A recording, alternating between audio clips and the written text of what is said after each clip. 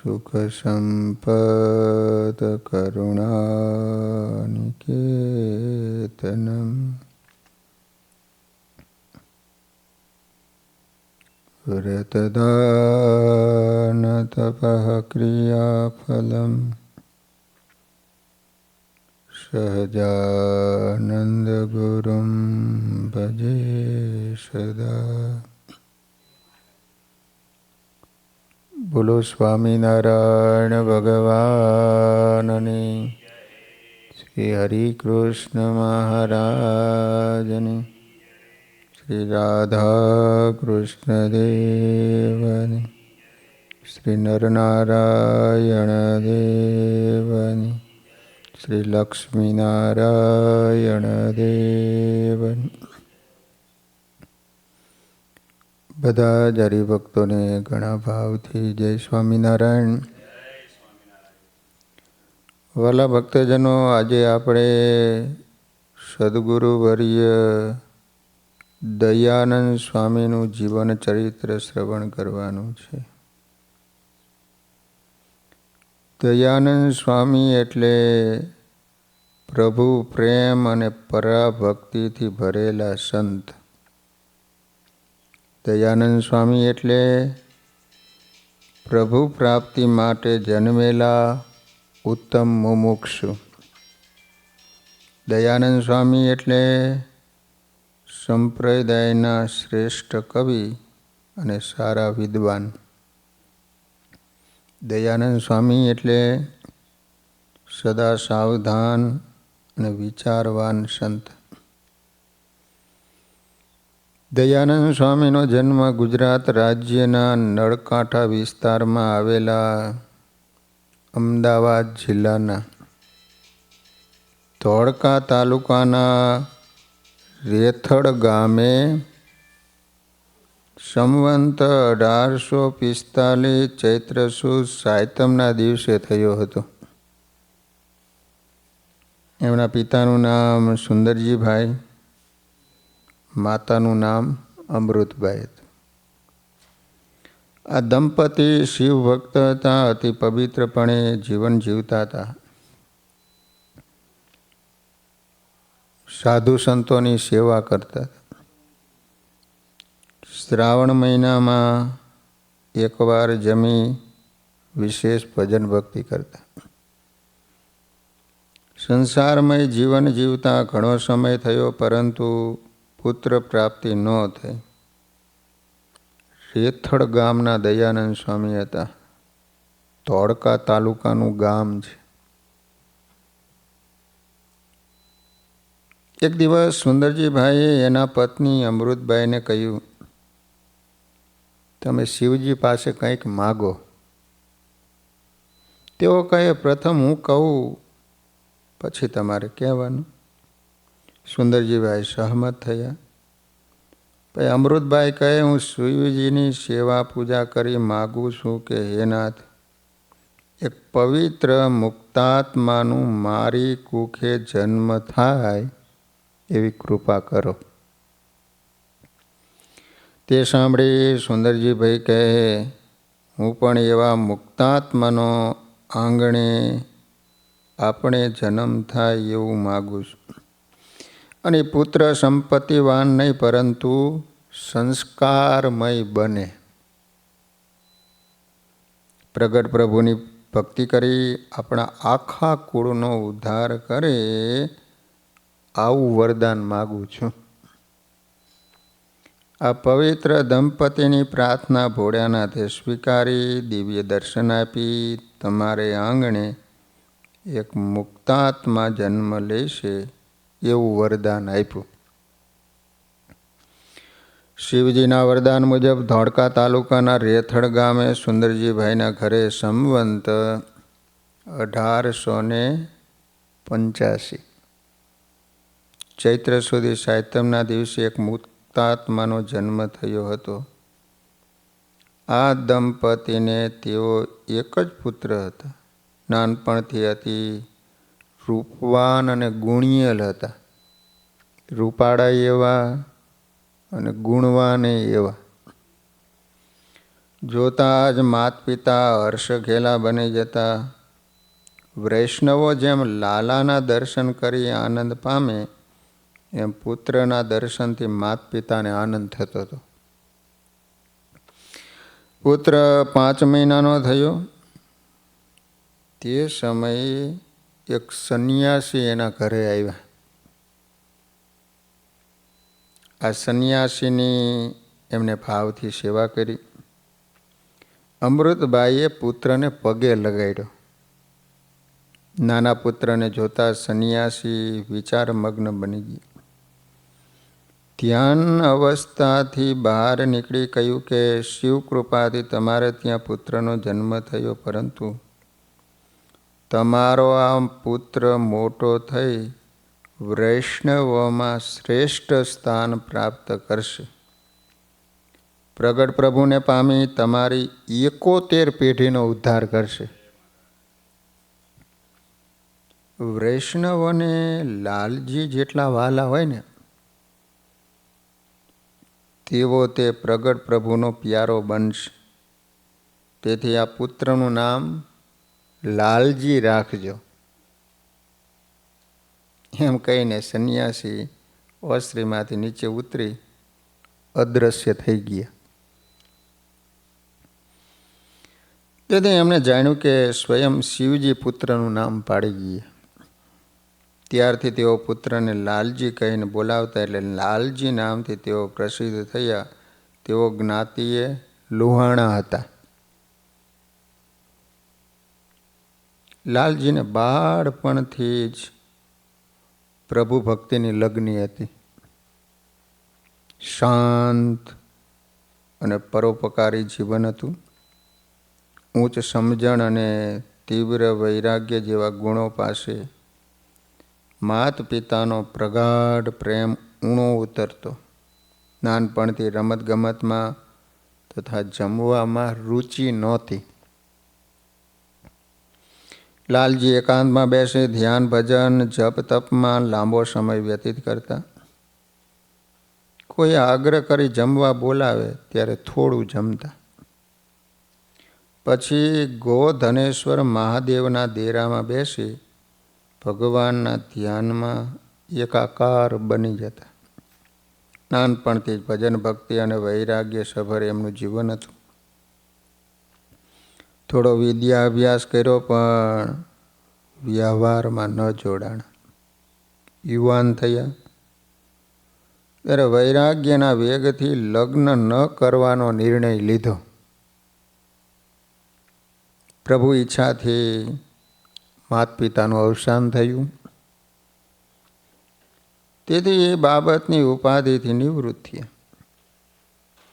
લાલજી ભક્તિમય જીવન જીવતા. પ્રગટ પ્રભુના દર્શનની તીવ્ર ઝંખના જાગી. પ્રભુની શોધ માટે દેશો દેશની તીર્થયાત્રા કરી. ત્યાં સાધુ સંન્યાસી અખાડામાં જઈ મળ્યા. પ્રગટ હરિદર્શનની વાત કરી, પરંતુ બધેથી અસંતોષ થયો. તેથી અતિ ઉદાસ થયા. પછી પ્રત્યક્ષ પ્રભુને મેળવવા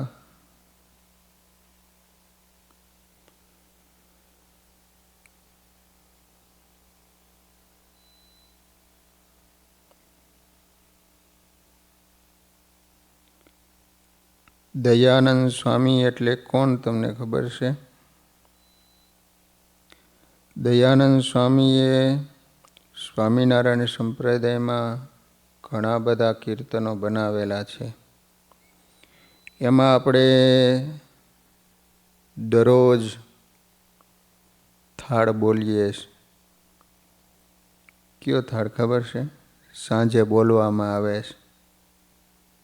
રૂડી રાંધી મેં રસિયાજી ખાતે ખીચડી રે. રૂડી રાંધી મેં રસિયાજી ખાતે ખીચડી રે. આ કોનો થાળ બનાવેલો છે? તો કે દયાનંદ સ્વામીનો. દયાનંદ સ્વામી પોતે કવિ હતા. એમના ઘણા બધા કીર્તનો પણ સ્વામિનારાયણ સંપ્રદાયમાં પ્રસિદ્ધ છે. અને દયાનંદ સ્વામી આપણા અમદાવાદ દેશના રેથડ ગામના પોતે વતની હતા. ધોળકાની બાજુમાં જ આવેલું આ ગામ છે. તો વાલા ભક્તજનો, નાનપણથી જ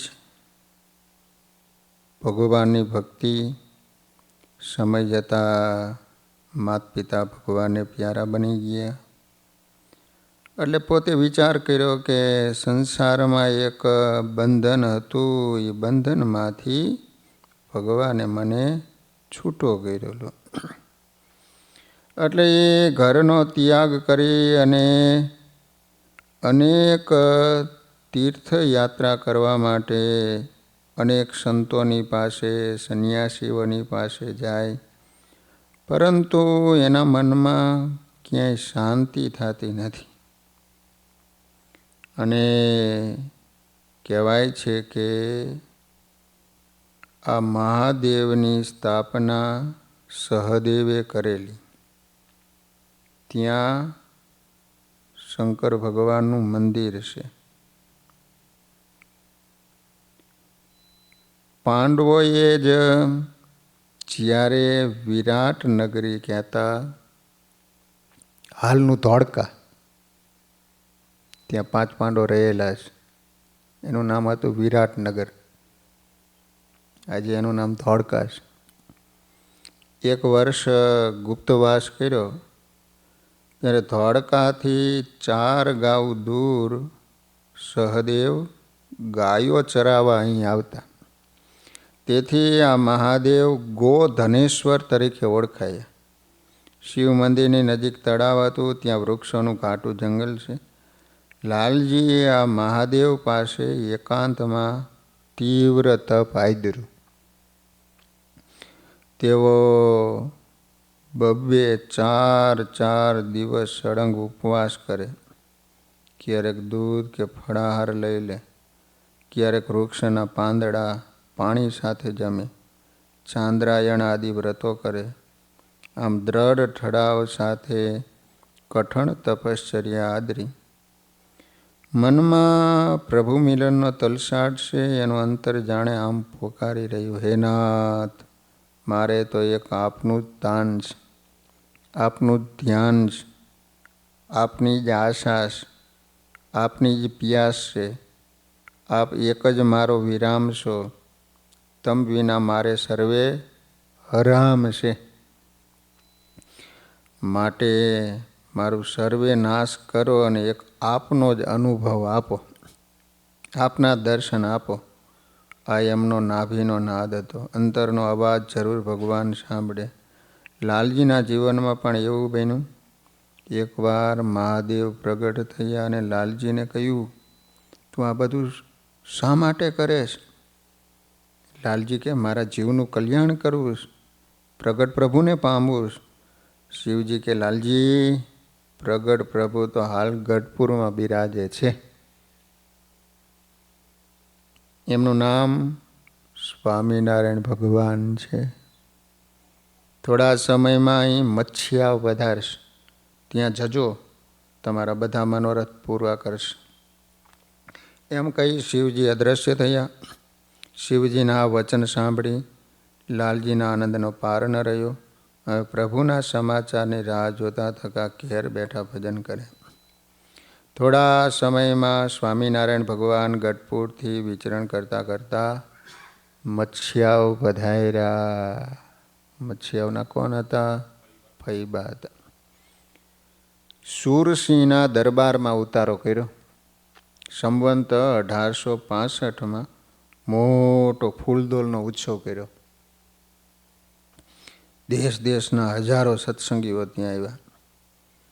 લાલજીને સમાચાર મળતા એ પણ ઉત્સાહથી આવ્યા. પ્રથમ સ્વામિનારાયણ ભગવાનના દર્શન કર્યા. એ સલોણી મૂર્તિને હૃદયમાં ધરી દંડવત પ્રણામ કર્યા.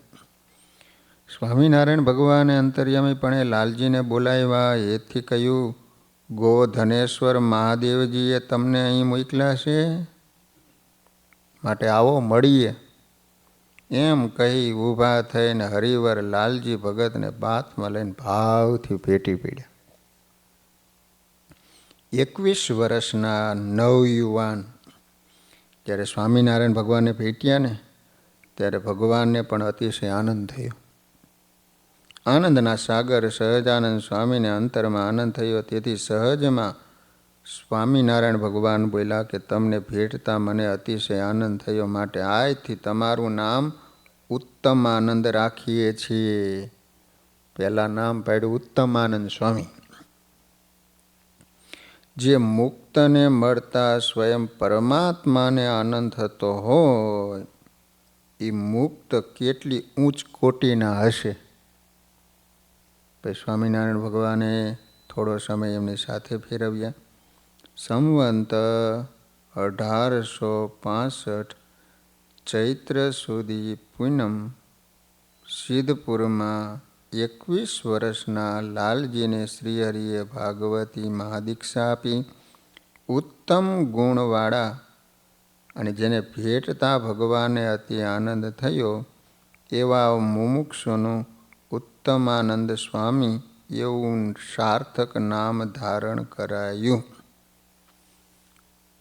આવો આપણે આ ઉત્તમાનંદ સ્વામીના ઉત્તમ પ્રસંગોને જાણી માળી જીવનને ધન્ય બનાવીએ. ઉત્તમાનંદ સ્વામી પ્રગટ પુરુષોત્તમને પામી ધન્ય બન્યા. સ્વામિનારાયણ ભગવાન સાથે સત્સંગ વિચરણ કર્યું. સ્વામિનારાયણ ભગવાનના પ્રત્યક્ષ ચરિત્ર જોઈ એનું ગુણગાન કરવા લાગ્યા. એક દિવસ સ્વામિનારાયણ ભગવાને મુક્તાનંદ સ્વામી, બ્રહ્માનંદ સ્વામી, નિત્યાનંદ સ્વામીને પૂછ્યું, આ ઉત્તમાનંદ સ્વામીને વિદ્યા અભ્યાસમાં કેવી રુચિ છે?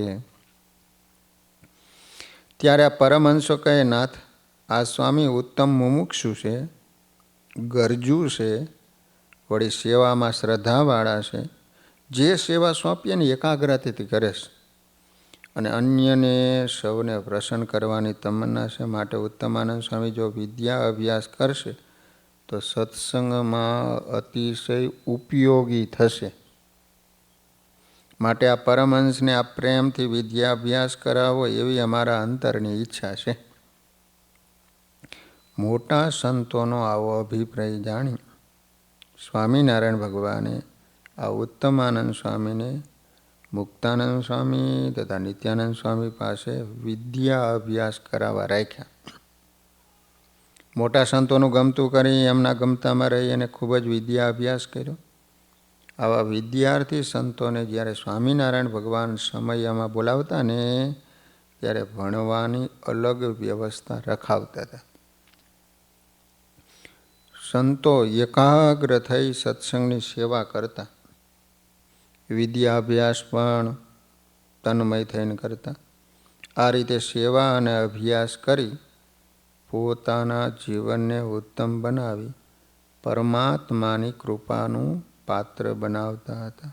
આપણે પણ આમાંથી ઘણું શીખવાનું છે. ઉત્તમાનંદ સ્વામી, બ્રહ્માનંદ સ્વામી અને મુક્તાનંદ સ્વામીની સમીપે રહેવાથી ઉત્તમ કવિ બન્યા. નિત્યાનંદ સ્વામી પાસે વિદ્યા અભ્યાસ કરી અને સારા વિદ્વાન બન્યા. ઉત્તમાનંદ સ્વામી સત્સંગ વિચરણ કરતા. તેમણે સ્વામિનારાયણ ભગવાનના અનેક પદો રચ્યા છે, પરંતુ તેમાં અંતે ઉત્તમાનંદ નામ અનુપ્રાસમાં બરાબર બેસતું ન હતું. તેથી એકવાર સ્વામિનારાયણ ભગવાને ગઢપુરમાં ઉત્તમાનંદ સ્વામીને પાસે બોલાવીને કહ્યું, સ્વામી, તમારું ઉત્તમાનંદ સ્વામી નામ કાવ્યના અનુપ્રાસમાં બહુ અનુકૂળ નથી. વળી તમારો અતિ દયાળુ સ્વભાવ છે, માટે આજથી તમારું નામ દયાનંદ સ્વામી રાખીએ છીએ. ત્યારથી સ્વામી પોતાની કાવ્ય કૃતિમાં દયાનંદ રાખતા. બે નામ પાડ્યા, ઉત્તમાનંદ સ્વામી, બીજું દયાનંદ સ્વામી. કાવ્યોમાં બધે દયાનંદ સ્વામી નામ આવે. સત્સંગમાં અષ્ટકવિઓ પૈકીના છેલ્લા કવિ એટલે દયાનંદ સ્વામી તરીકે પ્રસિદ્ધ થયા. ઉત્તમાનંદ સ્વામી એ જમાનામાં ગુજરાતી અને સંસ્કૃત બંને ભાષાનો સારો અભ્યાસ કર્યો હતો. સ્વામિનારાયણ ભગવાને નાંદોલના પ્રખર વિદ્વાન પુરુષોત્તમ વ્યાસને પૂરતો પગાર આપી ગઢપુરમાં વિશેષ સંસ્કૃત ભણાવવા રાખ્યા હતા. પોતે ગુજરાતીમાં સારું પ્રભુત્વ ધરાવતા હોય, હરિચરિત્ર ચિંતામણી નામનો પદ ગ્રંથ રચ્યો છે રાગ રાગણીમાં. હરિચરિત્ર ચિંતામણી,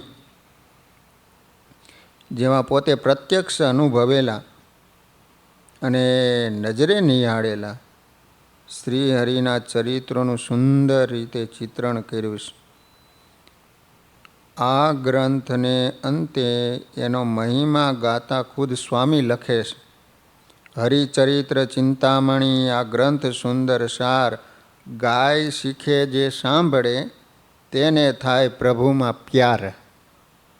સાંભળતા મહારાજની મૂર્તિ વસે મનમાય, અંતર સુખ અતિ ઉપજે તેના કામાદિક રીપુ જાય.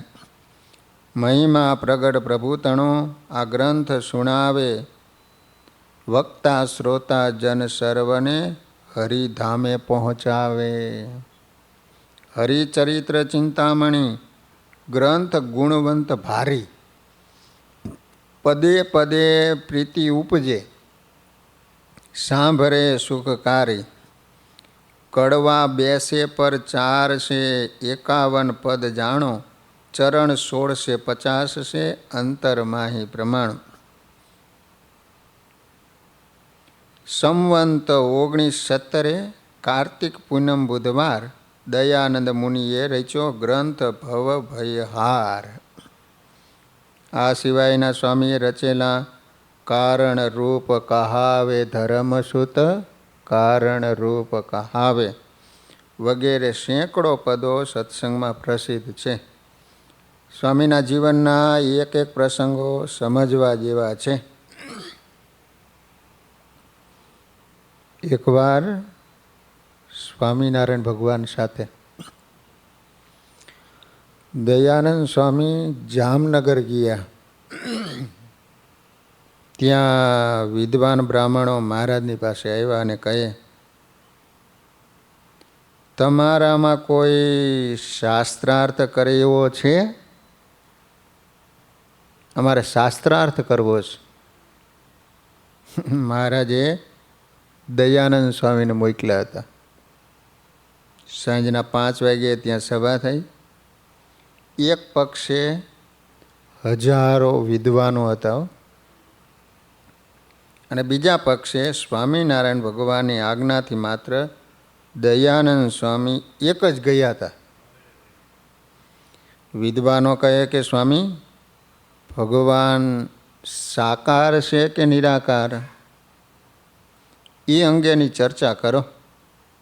ત્યારે સ્વામીએ સાકાર બ્રહ્મનું પ્રતિપાદન કર્યું અને જામનગરમાં વિદ્વાનોનો પરાજય કરી શ્રીહરિનો વિજય કર્યો હતો.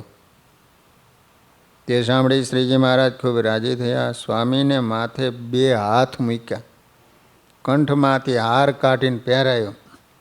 પછી વરદાન આપ્યું કે હે ઉત્તમાનંદ સ્વામી, હવે તમને કોઈ સભામાં નહીં જીતી શકે.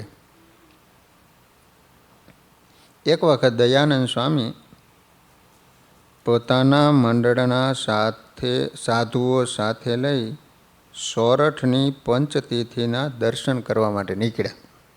સોરઠની પંચતિથિ, લોજ, માંગરોળ ને આ બધું.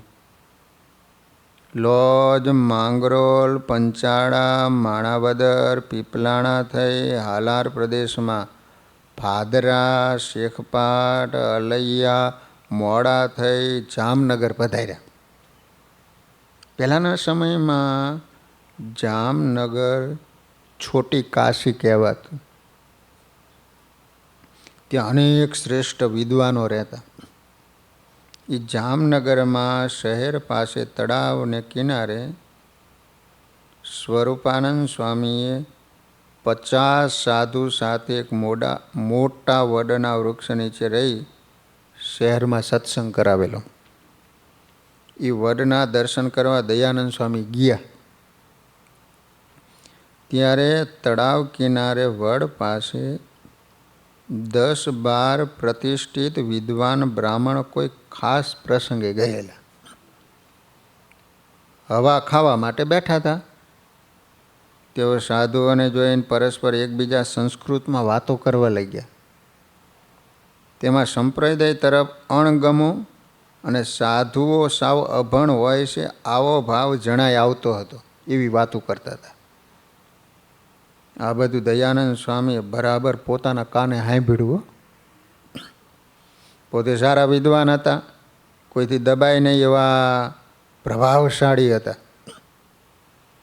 સંસ્કૃતમાં ખૂબ સરસ રીતે બોલી શકે તેવા સંસ્કૃત ભાષાના ઊંડા અભ્યાસી હતા.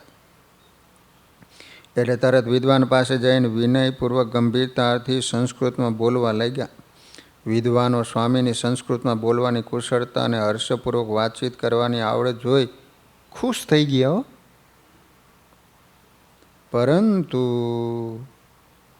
એમને એમ ધાર્યું કે હંમેશા બોલવાનો અભ્યાસ હોય તો સારું બોલી શકાય, પણ શાસ્ત્રોનું તલસ્પર્શી જ્ઞાન નહીં હોય એમ અનુમાન કરી જે પ્રૌઢ વિદ્વાનો હતા ને તેઓએ સ્વામીને પોતાની વિદ્વતા બતાવવા માટે એક સાથે 10-15 શાસ્ત્રીય ગહન પ્રશ્નો પૂછી નાખ્યા. દયાનંદ સ્વામીએ અનેક શાસ્ત્રોનું અવલોકન કર્યું હતું.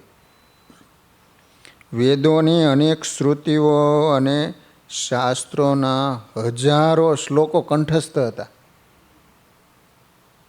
એટલે શાસ્ત્રોના પ્રમાણો આપી થોડી જ વારમાં બધા પ્રશ્નોના ઉત્તરો સંતોષ થાય ને એ રીતે આપી દીધા.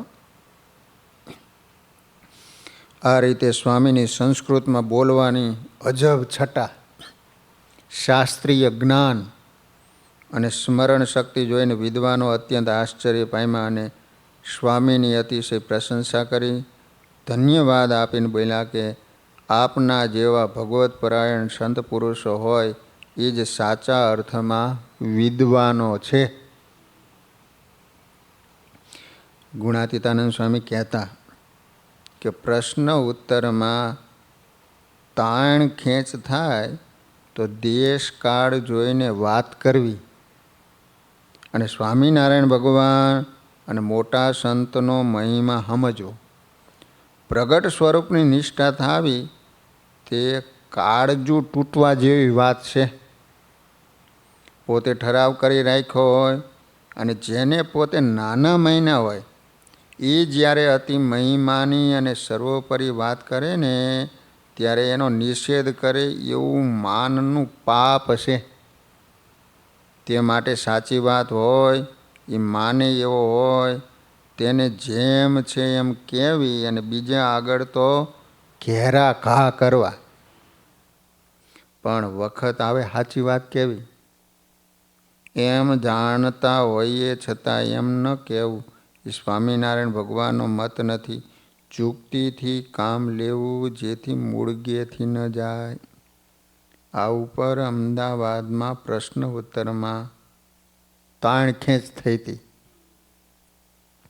એ વાત કરી છે. સભામાં ઉપાસનાનું પ્રકરણ નીકળ્યું.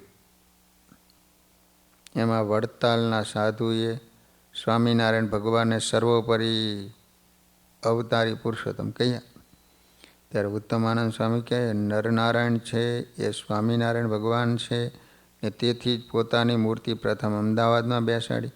ત્યારે વડતાલના સાધુ હરિભક્તો કહે કે સ્વામિનારાયણ ભગવાન તો સ્વયં ભગવાન છે, અનંત અવતારો અને અનંત નરનારાયણના સ્વામી છે. એમ સંવાદ થતાં થતાં 2 વાગી ગયા. હરે ન થયા તો જમવા ન બેઠા. પછી અયોધ્યા પ્રસાદજી મહારાજ પાસે હતા ત્યાંથી સભામાં આવ્યા અને કહ્યું શું પ્રસંગ ચાલે છે? ત્યારે અમે કહ્યું કે ઉપાસનાની વાત નીકળી છે. એમાં ઉત્તમાનંદ સ્વામી સ્વામિનારાયણ ભગવાનને નરનારાયણ જેવા કહે. ત્યારે અમે કહ્યું છે સ્વામિનારાયણ ભગવાનને પુરુષોત્તમ કહો એ જ પોતાના સ્વામીની સાચી ઉત્કૃષ્ટતા છે. મહારાજને સર્વોપરી કહે છે એમાં તમે ડાયા વિદ્વાન થઈ શું કામ તાણ ખેંચ કરો છો? કોને નરનારાયણ કે રામ કે કૃષ્ણ તેડવા આવ્યા? તેડવા આવે છે તો આ સ્વામિનારાયણ ભગવાન આવે છે.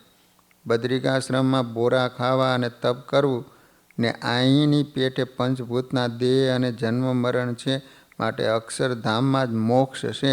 એ ધામના ધામી તમને મળ્યા છે. તમારા જેવા કોના ભાગ્ય છે? પછી ઉત્તમાનંદ સ્વામી કહે, સ્વામિનારાયણ ભગવાન 100 વાર સર્વોપરી પુરુષોત્તમ નારાયણ છે. આ સાંભળી અમે કહ્યું છે, બોલો શ્રીજી મહારાજની જય, સ્વામિનારાયણ ભગવાનની જય. એમ કહી પુરુષોત્તમપણાનો ડંકો બેસાડ્યો અને સૌ સાથે જમવા ગયા. પછી દયાનંદ સ્વામી કહે, આ રીતે જે આત્માનું અજ્ઞાન ટાળે અને સૌનું ભલું કરે એ જ ખરેખર સાચો કે મોટામાં મોટો વિદ્વાન કહેવાય. પ્રભુની ભક્તિ વિનાનો કેવળ લુખા જ્ઞાનની કશી કિંમત નથી. આપના દર્શન કરીને આજે અમે કૃતાર્થ થયા છે. આ રીતે પોતાના શાસ્ત્રીય જ્ઞાનથી પ્રખર વિદ્વાનો પણ વિસ્મય પામે એવી તત્વજ્ઞાનની ચર્ચા વિચારણા કરી દયાનંદ સ્વામીએ સંપ્રદાયની પ્રખ્યાતિમાં વિશિષ્ટતા પ્રાપ્ત કરી શિષ્ટ સમાજમાં સાધુઓનું ગૌરવ વધાર્યું હતું. વળી દયાનંદ સ્વામીએ એક સંસ્કૃતમાં પ્રશ્નોત્તર પ્રદીક નામનો અનુપમ ગ્રંથ રચ્યો છે. તેમના સંસ્કૃત જ્ઞાનનું ગૌરવ જણાવે છે. એમના સંસ્કૃત ભાષાના પ્રભુત્વનો પરિચય આપે છે. જેમ સુખાનંદ સ્વામી સહજાનંદ કે દર્શન કર કે આ એક પદથી સંપ્રદાયમાં અમર બની ગયા, એમ દયાનંદ સ્વામી પણ રૂડી રાંધી મેં રસિયાજી ખાતે ખીચડી રે આ એક પદથી અમર બન્યા છે. એકવાર ગઢપુરમાં ગોપાળાનંદ સ્વામી સભા ભરીને બેઠા હતા. સ્વામીની વાતો સાંભળવા સર્વે પરમહંસો એકાગ્ર થઈને તત્પર થયા હતા. તે સમયે યોગીરાજ ગોપાળાનંદ સ્વામી કે, હે સંતો, આપણા અંતરમાં કોઈ ભાવના હોય તો એ પૂરી કરી દેવી કેમ છે? જો ઈચ્છા અધૂરી રહે અને દેહ પડે તો બીજો જન્મ આવે. દેહનો કાંઈ નિર્ધાર નથી. જેમ પાણીનું બૂદ તરત ફૂટી જાય, જન્મેલું મચ્છરિયું બીજે દિવસે મરી જાય, એ રીતે ક્યારે અને ક્યાં દેહનો અંત આવે એનો કોઈ નિર્ધાર નથી. માટે કાં સંકલ્પ છોડી દેવા, કાં સંકલ્પ પૂરા કરીને પૂર્ણ કામ રહેવું. આવી યોગીરાજ ગોપાળાનંદ સ્વામીની વાત સાંભળી દયાનંદ સ્વામીના દિલમાં થયું કે મારે એકવાર મારા નાવલિયા નાથને સુંદર થાળ કરીને જમાડવો છે. ખીચડી જમાડવી છે અને વાલમ તો આ ચાતુર્માસમાં સંતના હાથનું ન જમવું એવું નિયમ લઈને બેઠા છે. હું ક્યારે આ મારી ભાવના પૂરી કરીશ? ભાવના પૂરી નહીં થાય અને મારો દેહ પડી જાય છે તો મારી શું ગતિ થશે? આ રીતે સ્વામીના દિલમાં પ્રભુ પ્રેમના વિચારો ઘોડાવા લાગ્યા. જ્યારે વિચારો પ્રબળ બને ને ત્યારે પરમાત્મા સામે ચાલીને આપની સેવા સ્વીકારવા આવે. એવું જ બન્યું સ્વામીના જીવનમાં. આવો આપણે આ પ્રસંગને ભાવ વિના હૃદયે વાગોળીએ. એકવાર ગઢપુરમાં સ્વામિનારાયણ ભગવાન બિરાજતા અને ભગવાન કહે, બ્રહ્મચારી, આજે અમારે માટે એવી ખીચડી રાંધો કે તમે મને સદા યાદ રહે. બ્રહ્મચારી કે સારું મહારાજ. મૂળજી બ્રહ્મચારી સીધા દયાનંદ સ્વામી પાસે દોડી ગયા. કહ્યું કે સ્વામી, તમે મને ઘણા વખતથી ખીચડી બનાવવાનું કહેતા હતા. એ તક સ્વામિનારાયણ ભગવાને સામેથી આપીશ. આજે ખીચડીનું થાળ તમે તૈયાર કરો ને મહારાજને જમાડો. દયાનંદ સ્વામી તો હરખ ઘેલા થઈ ગયા. બધા કામ પડતા મૂકીને મહારાજ માટે ખીચડીની તૈયારી કરવા લાગ્યા. ચોખાને દાળ વીણ્યા, ગરમ પાણીએ માવજથી ધોયા, વાસણને તળિયે માટીનો કંટેવાળો કર્યો, ખબર ને નીચે માટી લગાવે ચોટે નહીં એટલા માટે. છાણાના ધીમા તાપે ખીચડી ચડવા મૂકી ને ચડ્યા પછી કણીદાર ઘીનો પૂટ દીધો. કણીવાળું ઘી થતું છે. ખીચડી માખણ જેવી મુલાયમ અને સોડમદાર કરી. હો, સ્વામિનારાયણ ભગવાનના કાને બ્રહ્મચારીએ વાત નાખી દીધી હતી કે આજે ખીચડી સાથે દયાનંદ સ્વામીના હૃદયનો ઉમંગ આપે આરગવાનો છે. દયાનંદ સ્વામી હરિવરને જમાડવા આવ્યા. સન્મુખ બેઠા, ખીચડીનો થાળ રચી સ્વામિનારાયણ ભગવાનની સન્મુખ જમાડતા જમાડતા ગાવા લાગ્યા. રૂડી રાંધી મેં રસિયાજી ખાતે ખીચડી રે, ચોખા દાળ જતન કરી જોઈ, નિર્મળ નીરે ધીરે ધોઈ, મધુરે મધુરે તાપે માખણ સી ચડી રે, રૂડી રાંધી મેં રસિયાજી ખાતે ખીચડી. ઘી ઘણું જમો યલ બેલા, અથાણા પાપડ રંગ છેલા, ચોપે શું ચોડાની કાજુ કરી વળી રે, રૂડી રાંધી મેં રસિયાજી ખાતે. દૂધ કઢીને દહીં જમાવી, લલિત લવિંગે છું સમકાવી, ભૂદરને જમવાને કાજે કરી કઢી રે, દયાનંદ કે દિલમાં ધારી, પ્રસાદી આપો હિતકારી, મોહનવરને હાથે મુજને મોજ મળી રે, રૂડી રાંધી મેં રસિયાજી ખાતે. અનંત બ્રહ્માંડનો નાથ ખીચડીના મીસે દયાનંદ સ્વામીનો ભાવ આરોગતા હતા. આ એક પદથી દયાનંદ સ્વામી આખા સંપ્રદાયમાં અમર બન્યા છે. ત્યારે સ્વામિનારાયણ ભગવાને 2 આચાર્યો સ્થાપી, બંને દેશના વિભાગ કર્યા. ત્યારે દયાનંદ સ્વામી મહાનુભાવાનંદ સ્વામી સાથે અમદાવાદ રહ્યા. અવારનવાર ઉત્તર ગુજરાત દંડ્રાવ્ય પ્રદેશમાં વિચરણ કરતા. પોતે સારા વિદ્વાન, કથાકાર, કવિ, સાધુ ગુણે યુક્ત હોય, સંત મંડળ પણ મોટું ધરાવતા. ગામોગામ મંદિરો બાંધવાની પ્રવૃત્તિ પણ દયાનંદ સ્વામીએ ઉપાડી હતી. એમને કરજીસણ, ડાંગરવા, લાંગણોજ, વિજાપુર, વિસનગર, વડનગરમાં મંદિરો બાંધ્યા છે, જેમાં આજે પણ એમની સેવા, ભક્તિ અને કળા સૂચના એ મંદિરોના માધ્યમે દર્શન થાય છે. સ્વામિનારાયણ ભગવાને નૂતન મંદિરો નિર્માણ કર્યા હતા.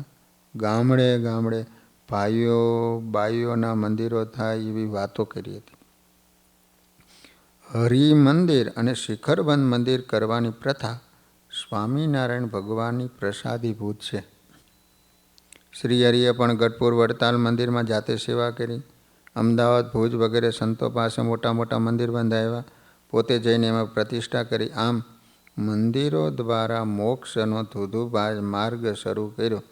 આ કાર્યમાં આવતા વિઘ્નોથી સ્વામિનારાયણ ભગવાન સૌની રક્ષા કરે છે. એકવાર અયોધ્યા પ્રસાદજી મહારાજ છપૈયા શિખરબંધ મંદિર કરાવવા સંઘ સાથે જતા હતા. રસ્તામાં ગ્વાલિયર શહેરમાં રાત રહ્યા. હવે ગ્વાલિયરના રાજાને ત્યાં અમદાવાદનો એક નાગર બ્રાહ્મણ દીવાન હતો. એના અંતરમાં સત્સંગનો બહુ અભાવ હતો. તેથી એના મનમાં એમ વિચાર થયો છે, આ સ્વામિનારાયણના આચાર્ય અહીં આવેલા છે, માટે હું રાજાને કહું, એને અહીં દરબારમાં તેડાવું ને પછી સભા કરીને હું એમનું અપમાન કરાવું. એમ વિચારી રાજા પાસે જઈને કહ્યું, રાજન, અહીં અમદાવાદથી સ્વામિનારાયણના આચાર્ય આવ્યા છે. એમના ભેડા ભારે ભારે ભણેલા વિદ્વાનો છે, માટે અહીં તેડાવીને સભા કરાવવા. જેના અંતરમાં શુદ્ધ ભક્તિ ન હોય એને જ બીજાને અપમાન કરવાની ઈચ્છા જાગે છે. પરંતુ જે બીજાનું અપમાન કરે એને અપમાન મળે છે, સન્માન કરે એને સન્માન મળે. જો આપણા દિલનો ભાવ સુધરે તો જ ભવ સુધરે. જ્યાં સાચો ભાવ હોય ને ત્યાં ભગવાન પ્રગટ છે. શુદ્ધ ભાવવાળા દુઃખ ટાળે, વાસના બાળે અને સુખથી છલકાવી દે છે. રાજાને બીજી કોઈ ખબર નહોતી. દીવાનો વિચાર એને સારો લાગ્યો. તરત વાત સ્વીકારી લીધી. રાજાએ સંધ્યા ટાણે તત્કાળ જાસૂસોને આચાર્ય અને સંતોને તેડવા મોકલ્યા. અમલદારોએ આવી મહારાજશ્રીની વાત કરી. બોલ્યા કે રાજ કચેરીમાં આમ અજાણ્યાને રાત્રિએ સભા કરવી ઠીક નહીં. એટલે જાસૂસોએ રાજા પાસે જઈને હરવે સમાચાર કહ્યા. ત્યારે રાજાએ ફરીથી પોતાના કેટલાક જાસૂસ મોકલ્યા. તેમણે આવીને કહ્યું, અમારા રાજ્યમાં કેટલાક પંડિતો છે, તે તપાસી સાથે શાસ્ત્ર ચર્ચા કરવા માગે છે. માટે તમે અત્યારે જ રાજ કચેરીમાં આવો. કેમ છે, રાજાનો અતિ આગ્રહ છે. માટે આપ સંતો સાથે રાજસભામાં પધારો, તમારો દિગ્વિજય કરો. પછી અયોધ્યા પ્રસાદજી મહારાજે ઉત્તમાનંદ સ્વામી આદિ કેટલાક સંતને બોલાવીને પૂછ્યું, સંતો, આ શહેરના રાજા સભા કરવા સારું અત્યારે બોલાવે છે, એનું આપણે કેમ કરવું? ત્યાં સ્વામી બોલ્યા કે મહારાજશ્રી, જેમ આપની ઈચ્છા હોય ને એમ કરો. આ દેશમાં તો રાત્રિને વિશે સભા કરવાનો ચાલશે. ત્યારે અયોધ્યા પ્રસાદજી મહારાજ બોલ્યા કે સ્વામી, તમે આ સેવક રામ શાસ્ત્રીને સાથે લઈને જાઓ. શ્રીજી મહારાજ આપણો જય કરશે. એમ કહી જાસૂસોને કહ્યું, તમે તૈયારી કરો, અમારા પરમહંસો થોડી વારમાં ત્યાં આવે છે. પછી રથ ગાદીઓ જોડાવી ઉત્તમાનંદ સ્વામી, સેવક રામ શાસ્ત્રી અને બીજા કેટલાક સાધુ બ્રહ્મચારીને ગાડીઓમાં બેસાડ્યા. જોરાજી, દેવાજી, વીરાજી, કુબેરસિંહ આદિ 10 પાડા તથા ગામ ખોરજના કનુજી તથા લાલજી આદિ 60 ગરાસિયા ભક્તોને હથિયાર બંધાવીને એની સાથે મોકલ્યા. સંતોએ રાજ કચેરીમાં જઈ રાત્રે સભા કરી. ત્યારે રાજાના દીવાને કચેરીમાં 152 ભણેલા ભારે વિદ્વાન બ્રાહ્મણો તૈયાર રાખ્યા હતા. તેમણે પહેલેથી જ એવું શીખવ્યું હતું કે આચાર્ય મહારાજને સૌએ એક સાથે પ્રશ્ન પૂછવા. આવો પ્રથમથી ઠેરાવ કરી રાખ્યો હતો. રાજ કચેરીમાં જઈ ઉત્તમાનંદ સ્વામી સભાની આગેવાની લીધી. મુખ્ય ગાદી તકિયા ઉપર સ્વામી બેઠા. પછી સભા સામું નજર કરીને જોયું, ત્યાં બેઠેલા પંડિતોના મનની તમામ વાતો જાણી લીધી. ઉત્તમાનંદ સ્વામી અંતર્યામીપણે એના ઠરાવ જાણીને બોલ્યા, હે પંડિતો, તમે બધાએ પ્રથમથી અમને એક સાથે પ્રશ્ન પૂછવાનો ઠરાવ કરી રાખ્યો છે, માટે પૂછો, અમે ઉત્તર આપવા તૈયાર છીએ. તે સાંભળી સર્વે પંડિતો તો આશ્ચર્યચકિત થઈ ગયા, કાંઈ બોલી શક્યા નહીં. ત્યારે ઉત્તમાનંદ સ્વામી ફરીથી બોલ્યા, પંડિતો, કેમ આમ બેસી રહ્યા છો? પૂછો, એટલે અમે તમારા પ્રશ્નના ઉત્તર કરીએ, પછી અમે પૂછીએ તેના ઉત્તર તમે કરજો. ત્યારે પંડિતોએ પોતાના મનમાં જેવી રીતે ઠરાવ કરી રાખ્યા હતા ને એ પ્રમાણે સર્વે એક સાથે અનુક્રમે એક એક પ્રશ્નો પૂછ્યા. એ સમયે ઉત્તમાનંદ સ્વામીએ પોતાના અંતરમાં શ્રીજી મહારાજને સંભાળ્યા. તેથી સ્વામિનારાયણ ભગવાન એના અંતરમાં પ્રગટ થયા. પછી જેવી રીતે એને પ્રશ્ન પૂછ્યા હતા ને એવી રીતે અનુક્રમે એક એકના નોખા નોખા ઉત્તર કરી આપ્યા. એ સાંભળે સર્વે પંડિતો દિગ્મૂઢ થઈ ગયા. પછી ઉત્તમાનંદ સ્વામીએ સર્વે પંડિતોને એક પ્રશ્ન પૂછ્યો. એનો ઉત્તર કોઈ પંડિત કરી શક્યા નહીં. એકબીજાના સામું જોવા લાગ્યા. ત્યારે સ્વામિનારાયણ ભગવાને જાણ્યું કે મારા સંત આ સભા જીત્યા, હવે જો અહીં બહુ વાર રહેશે તો આ દીવાન જરૂર કાંઈક વિઘ્ન કરાવશે. એમ જાણીને સ્વામિનારાયણ ભગવાન ભારે ચરિયાની વસ્ત્ર અલંકાર ધારણ કરી, હાથમાં નેતરની સોટી, ઘૂઘરીએ સહિત કનકની ચાખડીઓ પહેરીને ત્યાં પધાર્યા. ત્યારે સ્વામિનારાયણ ભગવાને પોતાના પુત્રને સાથે લઈ હથિયાર સહિત 2 પાડા આગળ 2 પાડા પાછળ એવા થકા સભાની મધ્યમાં મહાલૌકિક શોભાયુક્ત પ્રથમ દીવાને દર્શન દીધા. ત્યારે દીવાને જાણ્યું કે આ સભામાં તો પહેલાં એકલા એમના સાધુ આવ્યા, ને પંડે આચાર્ય તો હજી હવે આવે છે એમ જાણીને એકદમ બોલી ઉઠાય, રાજન જુઓ પેલા જરિયાની વસ્ત્રવાળા પંડે સ્વામિનારાયણ છે. એમની સમીપે વાણિયાસી પાઘવાળા એમના દત્તપુત્ર હાલ અમદાવાદના ગાદીના આચાર્ય છે. એમ સર્વસભાને સાંભળતા કહે ત્યાં તો શ્રીજી મહારાજે રાજાને દર્શન દીધા. રાજા એકદમ સભામાંથી ઊભા થયા, હાથ જોડીને શ્રીહરિની સામે ચાલ્યા એટલે સર્વે સભા ઊભી થઈ ગઈ. સ્વામિનારાયણ ભગવાને બંનેને દર્શન આપી કચેરીના મેળા ઉપર ગયા. ત્યાં જઈને અદૃશ્ય થઈ ગયા. ત્યારે રાજા ફરીને શ્રીજી મહારાજના દર્શન કરવા સારું મેળા ઉપર ગયા. ચારે તરફ જોયું પણ કોઈ ન દીઠું. તત્કાળે હેઠા વિતરે. ઉત્તમાનંદ સ્વામીને કહ્યું કે હમણાં તમારા ભગવાન 2 મશાલવાળાને ભેગા લઈને આવ્યા હતા. અમોને દર્શન આપી આ મેળા ઉપર ગયા હતા, પણ અમે ત્યાં જઈને જોયું ત્યાં કોણ જાણે ક્યાંય જતા રહ્યા. અત્યારે મને દેખાતા નથી. ત્યારે ઉત્તમાનંદ સ્વામી જાણ્યું કે આ રાજાને સ્વામિનારાયણ ભગવાન આવી દર્શન દઈને અદૃશ્ય થઈ ગયા. એમ જાણીને સ્વામી બોલ્યા, દરબાર સ્વામિનારાયણ તો સર્વેશ્વર છે, પ્રગટ પુરુષોત્તમ છે, સર્વ અવતારના કારણ છે. એ તો જેને જ્યાં દર્શન દેવા ઘટે ત્યાં દર્શન દે, ગમે ત્યારે ગમે ત્યાં પ્રગટ થઈને પાછા અદૃશ્ય થઈ જાય. ભગવાનની વાત જુદી છે. એને ધરતી ઉપર આજે એકાંતિક ધર્મ સ્થાપ્યો છે. આમ સ્વામિનારાયણ ભગવાનના અવતારીપણાના નિરૂપણની ઘણીક વાતો કરી. સહજાન સ્વામી મહારાજની જય.